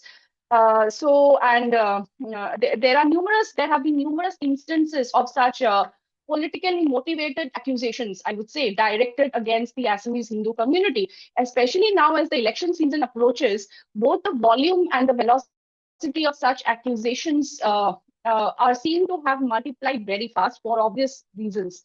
The Bangladeshi Mia lobby and their patronizers, mainly their patronizers in the academia, in the media, including some very influential editors and journalists of prominent English national dailies, they have persistently working to sabotage any legitimate and purposeful move by the government to contain illegal immigration from Bangladesh into Assam and other parts of the country. And they often try to justify the presence of Bangladeshis in Assam on the basis of economic grounds, like say they are poor, that is why they migrate. But they maintain absolute silence, total silence on the pressing issue of illegal land encroachments in different parts of Assam and elsewhere. So the demand for the recognition of a separate Mia identity in Assam must be read in the context of the concealed. It must be read in the context of the long-term objective of Bangladesh and several top Muslim political leaders of integrating Assam and Bengal into Bangladesh in the future. And they plan to do this not without war, but on the basis of Muslim numerical strength, so that a Swadhin Musalman Bangabhumi or Brihattar Bangladesh can be carved out of Indian territory in eastern and northeastern India. I think that's all I have to say.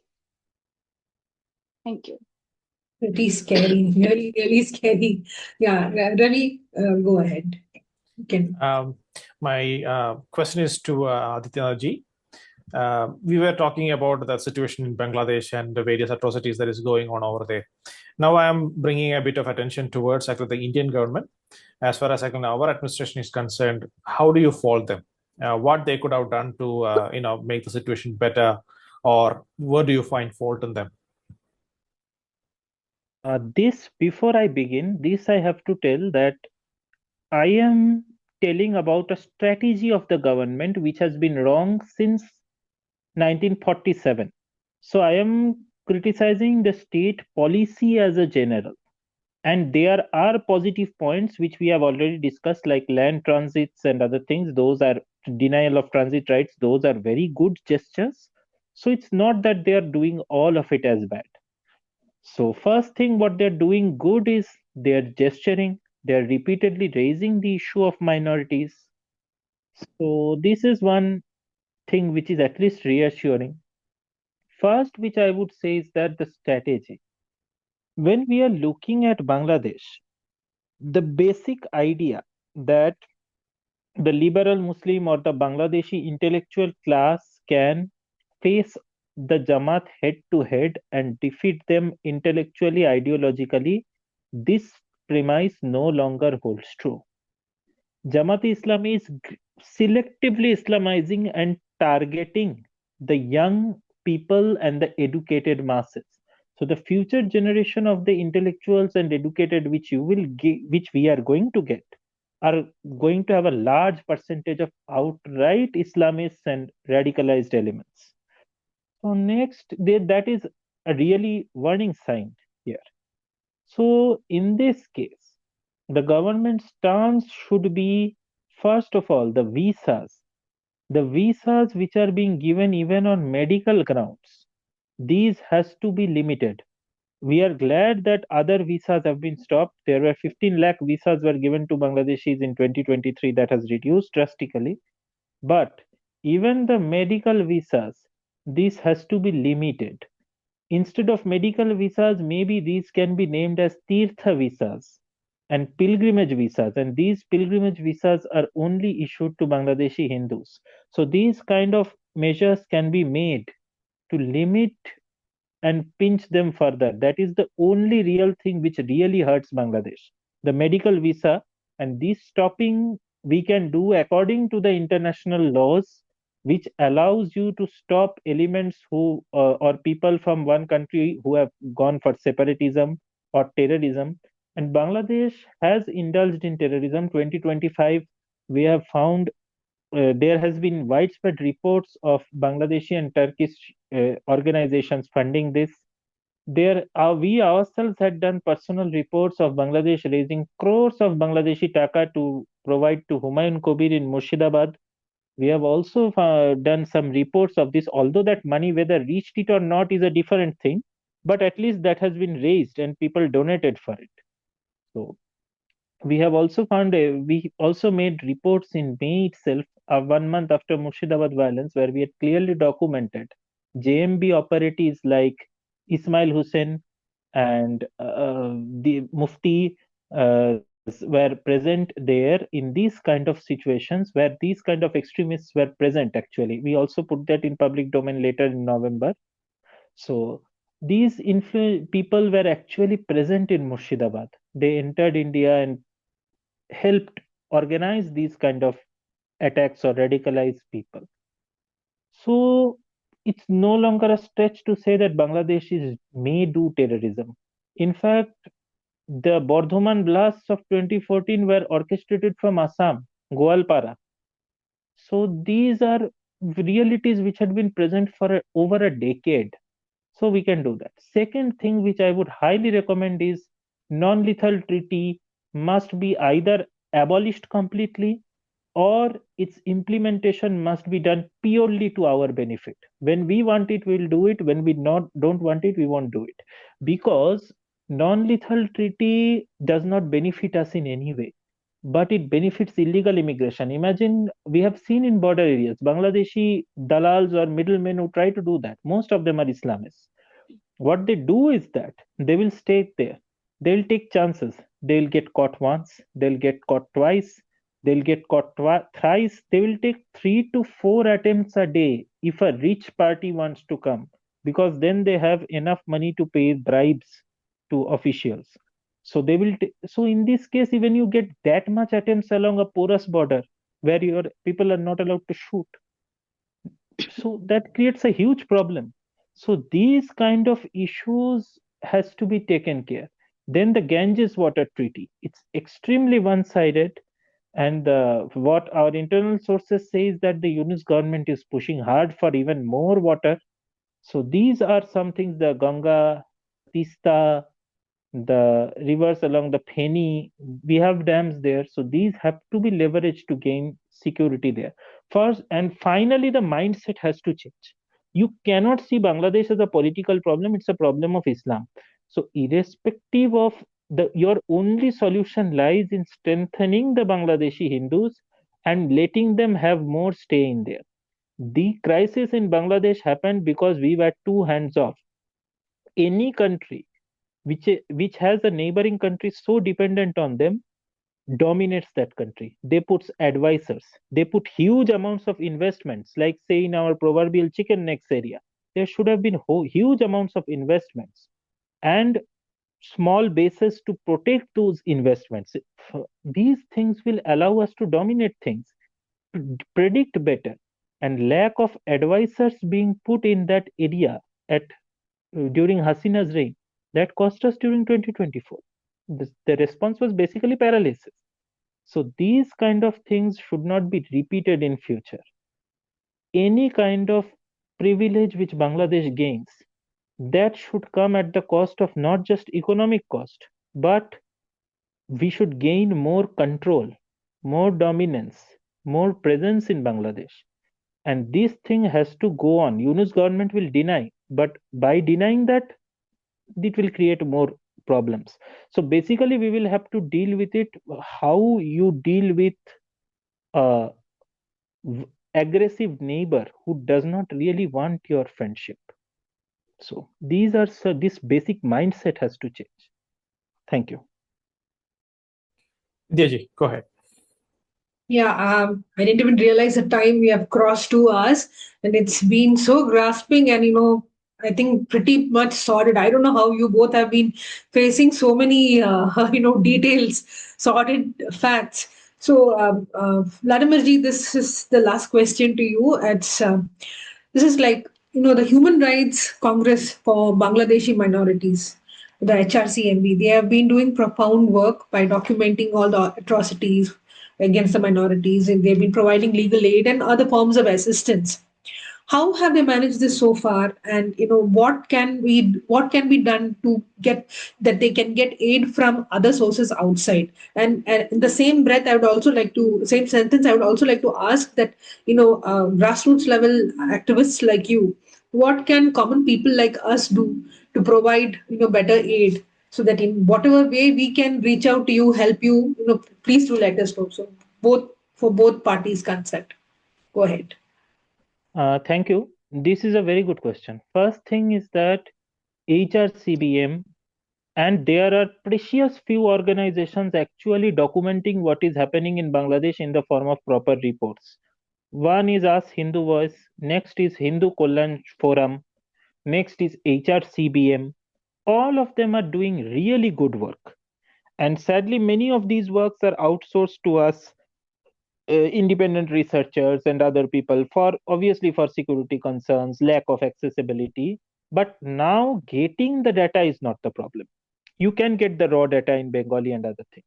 The problem is that once the report is prepared, these reports should be able to reach United Nations by NGOs who are not just able to submit the report.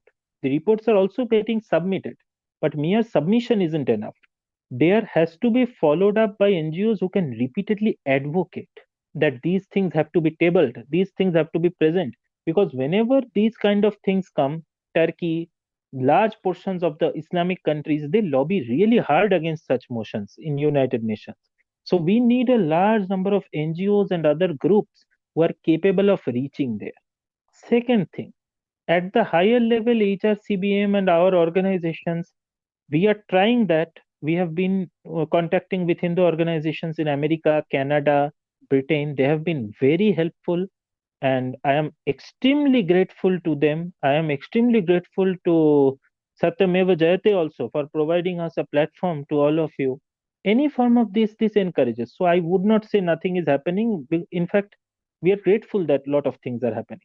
But the next realistic step is that we need more institutions, apolitical institutions with regional level, national level, international level manifestos working irrespective of what is happening. Because what we are doing is that responding to crisis.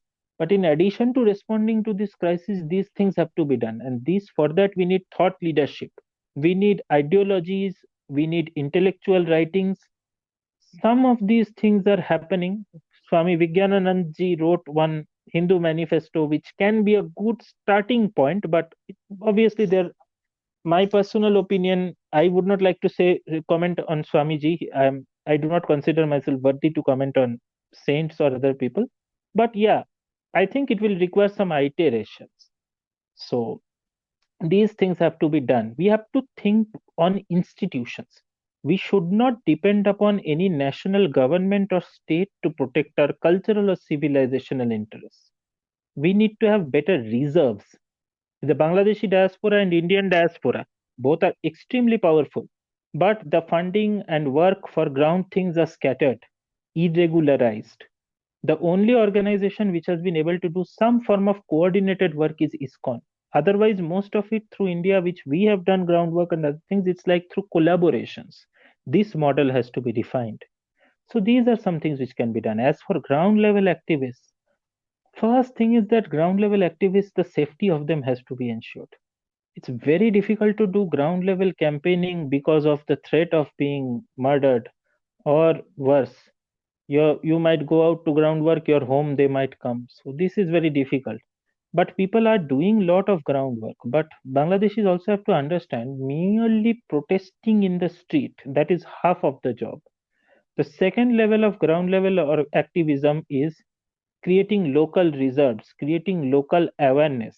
The lower middle class of Bangladesh Hindu population is around, I would say, 45 to 50% of the population.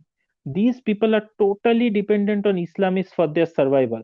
So they can protest outside, but they cannot do anything more. Because when they come back home, their own survival, their own livelihoods are dependent on huge amount of the goodwill of the local Muslims.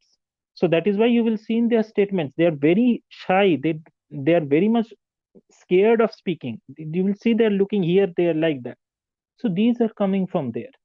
So when these kind of problems come, the local organizations should focus on creating self-sufficient Hindu ecosystems and contact the bigger organizations with such proposals, maybe Hindu Economic Forum and other things. And also Hindu Economic Forum should consider these proposals, refine them, give them guidance. So that will create stronger society. Stronger society means more jobs. More jobs means you can create more Hindu dominant enclaves. You can shift people easier. These are things which I would recommend doing. Thank you. Thank you, Vladimir ji. Yeah, thank you, Vladimir. It's been actually a very very detailed explanation from both Ankita ji as well as Vladimir ji. And I have to say, it is very heart-wrenching as well. It's not easy to go through all the details. By listening, I was feeling very overwhelmed. I don't know how you do it, but more power to you. It's a gift to actually have these details, and again, still actually can work on them, work with them, and do for the betterment of all these people is amazing. I pray that more power towards you, and more organizations come forward and help you with your causes. Vidyaji.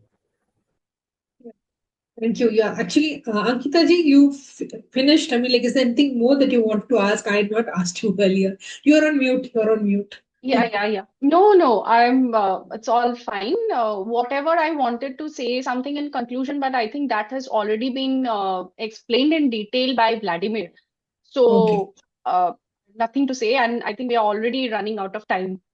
Anyway, it has been so grasping. Like I said, no, we didn't realize time fly, and very, very sordid details. I don't know how you guys do it, but like Ravi Shankar ji said, more power to both of you. Please take care of yourselves also, and all the very best. And I really pray that this kind of data doesn't just stay over here; it goes out, and like Vladimir ji was saying, it gets presented at the proper, places at the right time. So let there be help coming in from all directions. Thank you so much. So grateful Thank to you. have you Jai both. Shri Ram. Thank you so Jai much. Shri Jai Ram. Shri Ram. Jai Shri Ram. Jai Shri Ram. Thank you, all of you.